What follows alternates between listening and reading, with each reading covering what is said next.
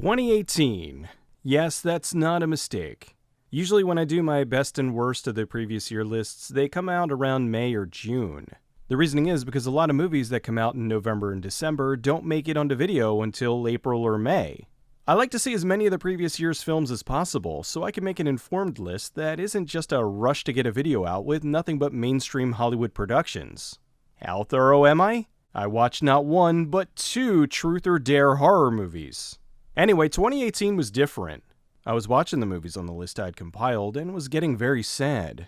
There were all these movies I'd seen showered with praise that, to me, felt mediocre at best. Not all of them, but enough that I started to feel burned out. Movie after movie that wasn't bad, but just skirted the line enough to be okay. This wore me down, and for a while I just stopped watching the newer movies. I took some time off and came back to continue down the 2018 list. I even went back and rewatched some of the films I thought were just okay to make sure I wasn't being biased. Thankfully, I did find some phenomenal films from the year, so not to belittle them at all. There was a ton of garbage that came out in 2018, and these films stand way over all of them. So without further ado, here's my best and worst films of 2018. Number 10, Summer of '84. Summer of '84 is a horror drama from the guys who did Turbo Kid. While Turbo Kid was an insane and sometimes silly homage to post-apocalyptic films, Summer of '84 is more of a grounded mystery with horror elements. I know some folks try to peg it as a ripoff of Stranger Things, which it totally isn't. It's got some kids and it's in the 80s, but that's about the only thing. If anything, this is more Goonies or Explorers. It's about a group of teenage best friends during the summer of '84. This one kid is obsessed with conspiracies, and he thinks they may have a serial killer living in their neighborhood. So the kids go on an adventure to figure out who it could be. The movie is just fantastic. It's funny and has a very likable cast. The whole movie you're never sure if the kids are really onto something, or if the whole thing is just a product of their overactive imaginations. They even stuck the landing hard, going in a very ballsy direction. Incredibly impressive, and I can't wait to see what these guys do next. Number 9, The Night Comes for Us. One hell of an amazing action movie. An enforcer for the Triads turns on his gang and essentially sets off a war. It's starring Eco from The Raid, and while it has a little more story than The Raid, it's just as brutal. All the different characters and action sequences are top-notch. Everything from back alley brawls to car chases. While like I said, it has more story than The Raid, that's not to say it's boring. I like that they took more time to introduce more of the backstory, so you felt a better connection with the characters as they were beating the shit out of each other. Number 8. Terrified. Terrified is a unique take on ghost hunters in Buenos Aires. After a bizarre event happens, an entire neighborhood is experiencing weird paranormal events.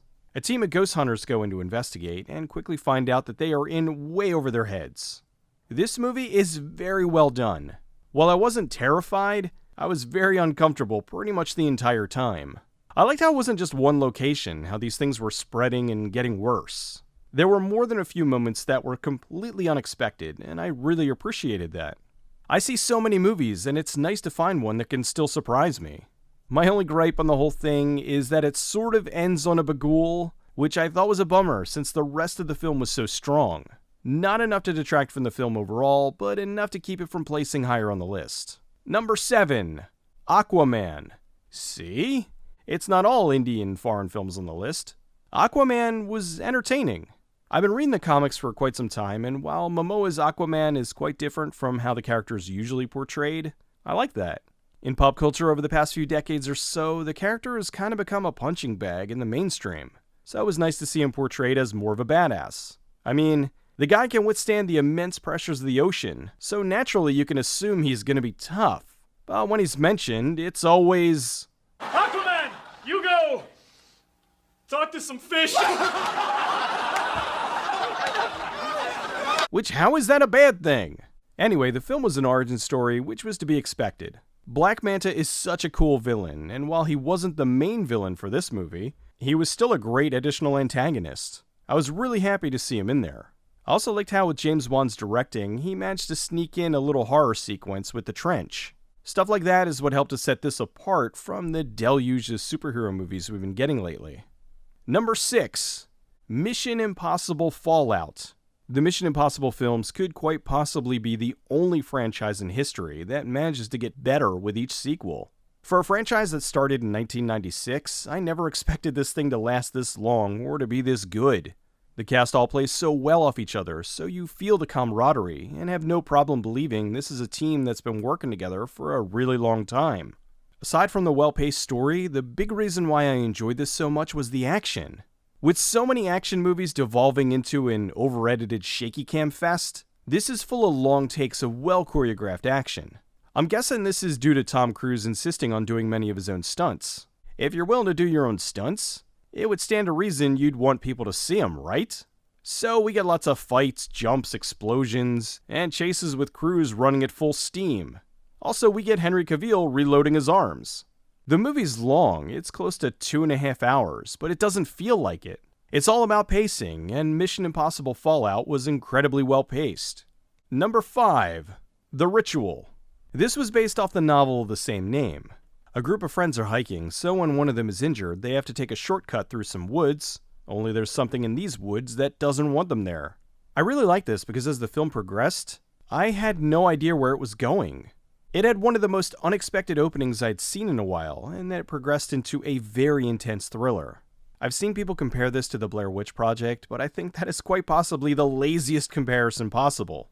It's not a found footage film, and aside from the group being lost in the woods, there aren't any other similarities. I don't want to talk too much about it because I don't want to give anything away. I'll just say that it's really good and very much worth your time. Number 4. Upgrade. Not to be confused with Upgrade, in which the 2 Ds are for a double dose of pimpin'. Anyway, Upgrade is a perfect example of how to do a lot with very little. The movie takes place in the not-too-distant future where technology rules just about every aspect of life. Cars, houses, and even humans have been getting bioimplants to become more. A guy named Gray, who has a severe distaste for technology, gets in an accident and has a new chip installed that improves just about every aspect of him. It's kind of a ground-level cyberpunk story. Made me think this would be a good prequel for Shadowrun. I somehow avoided any marketing for this and went in knowing nothing aside from the title, so I had no idea what to expect. I've been into cyberpunk fiction ever since my first Gibson novel, and seeing how rarely they make movies out of them, this made me very happy. I loved how the action scenes were shot. It was a unique blend of camera movements and Foley work that made the whole thing seem fresh and unlike anything you would usually see. This was directed by Lee Winnell, the co-creator of the Saw and Insidious franchises, so as you might expect, things get violent. Very violent. Number 3. Venom. Out of all the movies from 2018, this one surprised me the most. The trailers looked mediocre, and after finding out the film was PG-13, I went in with zero expectations for this to be good. I watched it and was shocked by how good it was. While it was PG-13, they pushed the rating as far as they could possibly go. I was amazed at what they were able to get away with. That's not to say the rating plays into the quality, it's just when you're covering a character like Venom, things need to get bloody. Spider-Man 3 made a mockery of the symbiote, so it was incredibly satisfying to see it handled so well. Number 2. Anna and the Apocalypse. I'd been looking forward to this ever since I first heard about it on the festival circuit. Anna and the Apocalypse is a zombie musical set during Christmas. Now, the filmmakers have to go all in on those 3 aspects for something like this to work, and thankfully they pulled it off. With the zombie elements, they made them brutal and bloody, with the right dose of comedy. The musical portions had very catchy tunes, expertly executed with some wonderful choreography. The Christmas element worked because the whole film had to have this cheery vibe, despite everything falling apart around the characters.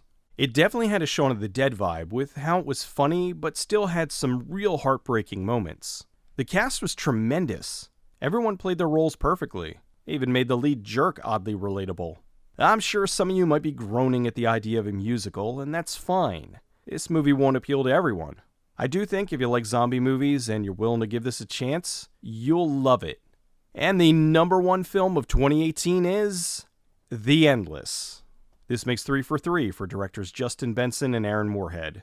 I was blown away by Resolution, which made my top 10 of 2012. I was floored by Spring, which made my top 10 of 2015. And now The Endless not only made the list, but took the top spot. The Endless is about 2 brothers played by Benson and Moorhead, who escaped from a UFO death cult when they were kids.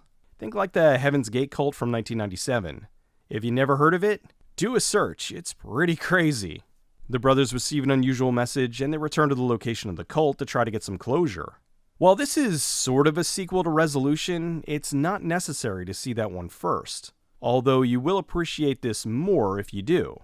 It's a fascinating look into the unknown and the unexplained. Not everything in the film is cut and dry and delivered to you in an easily explained package. After the film was over, I spent the next couple of days going over it in my head. There's some explanations as to what was going on, but still, there was a lot left up to the audience. A little bit of Prince of Darkness, although not quite that vague. I mean, even John Carpenter admitted to not understanding what he made there.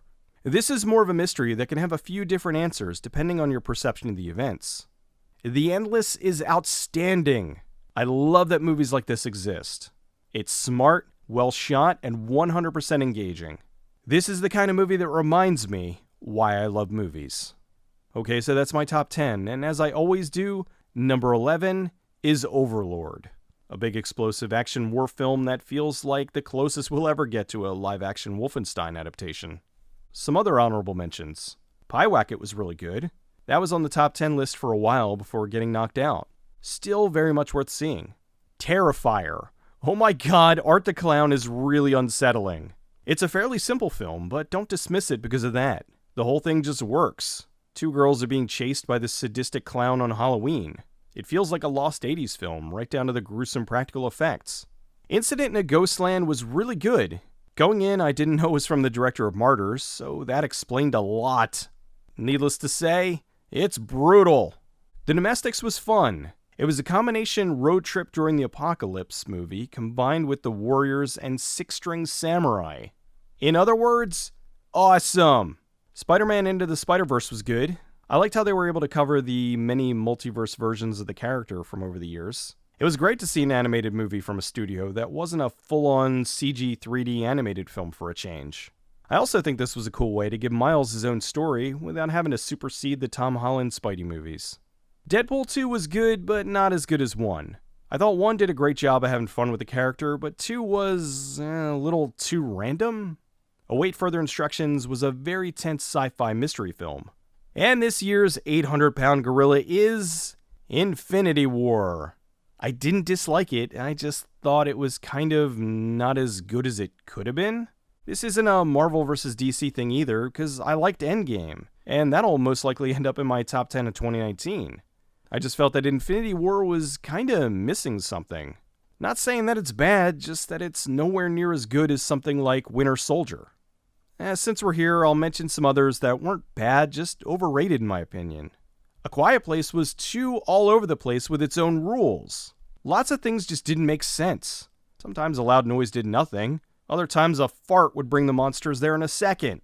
The characters went barefoot everywhere instead of wrapping cloths around their feet. They had a lot of time. Why didn't they use a thunderstorm as cover to help soundproof their location?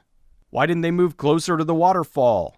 They had months to plan for the baby's arrival, and the grand design was to keep it in a box with an oxygen tank? What would they do when the oxygen ran out? How are these creatures still alive when most of them have killed and eaten everything that makes noise?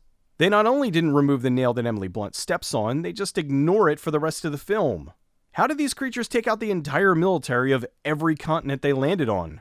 They're armor-plated, okay, but they're resistant to bombs and other weapons of destruction? No army on the planet was able to figure out that these creatures that hunt by sound might be hurt by high-pitched sounds? The end is essentially how they dealt with the aliens in Mars Attacks.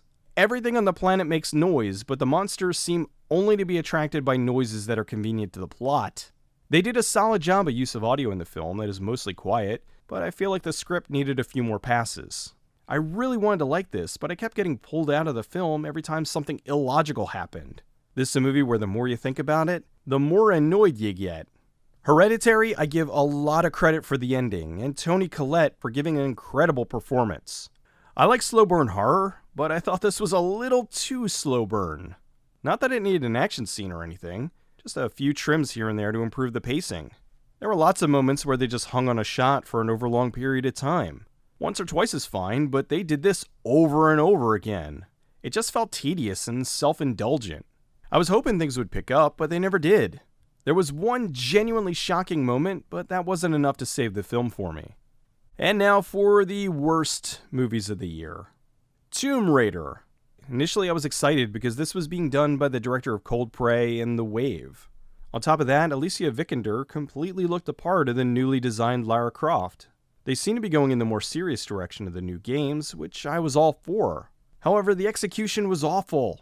It followed the story of the first game to a slight degree, but went off into a bunch of different directions, all of them boring. The Tomb Raider movies should be easy to do, and yet they keep failing. Essentially, all they have to be is Indiana Jones-style pulp adventure films with a female lead. For some reason, they can't get that right. Bob Lazar, Area 51, and Flying Saucers. I love a good conspiracy, and I love a good conspiracy documentary. This is not one of them.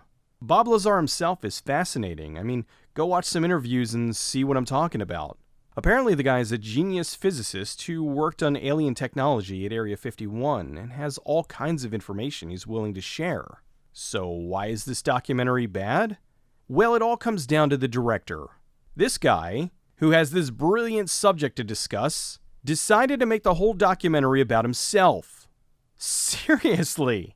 There's maybe 10 minutes with Lazar repeated throughout the film, and the rest is footage of this guy walking or yelling at a cell phone. It's infuriating. Apparently this is this guy's shtick. He's made a bunch of documentaries, and they're all barely about the subject and all about him. What a horse's ass. Ready Player One. This movie is everything that's wrong with Hollywood blockbusters, which I find kind of ironic considering how Spielberg just a few years ago was talking about how Hollywood couldn't continue down this path. The movie doesn't even feel like a Spielberg production. It's essentially pop culture nostalgia exploitation, the movie. Just a bunch of stuff thrown at you for 2+ hours. Although apparently that's what the book is too. So at least they stuck to the source material? I was so annoyed. I don't mind when a movie throws in references, or even a bunch of references, but it was the way it was handled. They'd often say what the thing was and then cite where it was from. Hey, is that the Nostromo from Alien? It just felt so pandering. Hey, here's that thing you love from that other thing. Isn't that great?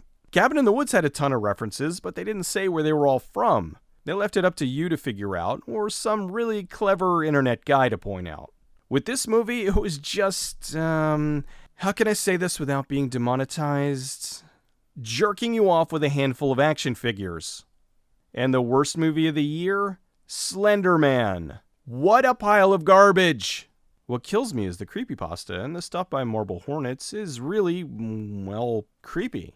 Even the games are creepy. This movie, though, was laughable. It was like they tried to shove in every cliche they could think of, and somehow that would translate to scary. Everything is gray and filled with stupid characters doing stupid things. They managed to take an interesting villain like Slender Man and make him into this moronic thing that shows up whenever the plot calls for him. Apparently there was some stuff going on behind the scenes with the film. There were lots of scenes in the trailer that weren't in the final film, and from what I gather, it was edited and re-edited for various reasons. So it's possible there might be a good version out there, but the one we got surely isn't. I've said this before, the worst thing a movie can do is be boring. I've seen bad movies before, but they manage to be enjoyable simply because of how ridiculous they are. This manages to be both bad and boring. A terrible combination. As much as I didn't like Ready Player One, at least it kept my attention. With Slender Man, I had to force myself to keep watching it. It was that dull. This movie, unfortunately, is a giant stupid waste of time. Just go watch the Marble Hornets videos. Well, that's my best and worst of 2018. I hope it was worth the wait. I hope I pointed out some movies you might want to check out and enjoy. Anyway, Happy New Year, everyone. Lots more to come in 2020. I'll see you all soon.